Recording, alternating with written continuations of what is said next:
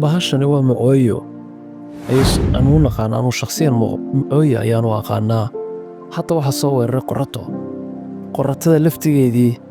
ayay macooyadii cunaysaa iminka saad arkayso laba ayay afkii u kala goyso dirqi bay iskaga furfurtay bahashii iyada islahayd ugaadhso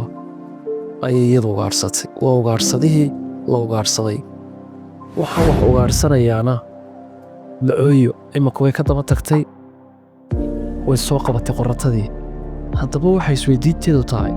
qoratada iyo macooyadan yarkeeda awood badan iminka gebigeedaba qaarkii saray dhammaysay sidaas ayay ku cuntay hataa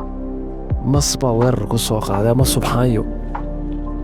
masku wuxuu sidii midhcan yar cun xasharaadka yar cun iyaduna waxay diyaar u tahay inay maska laftigiisa cunto bal labadana haynu isku eegno wax layswaawaabiyoba hadda ayaa laysku dagalay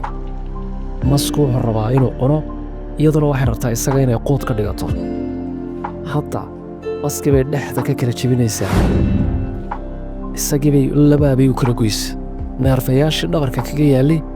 ayay markaba makiinadeeda ku qalaysaa way kala goysayba hadda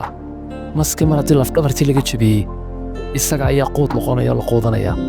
ugaadhsadihii la ugaadhsaday daawadee haddii aad hore noola joogtay waad ku mahadsantay haddii kalena nagu soo biirsi muuqaalada xiisaha badan leen halkan ku soo gudjira inaad qayb uga noqoto lana wadaaga saxaabtaada aad baad u mahadsan tahay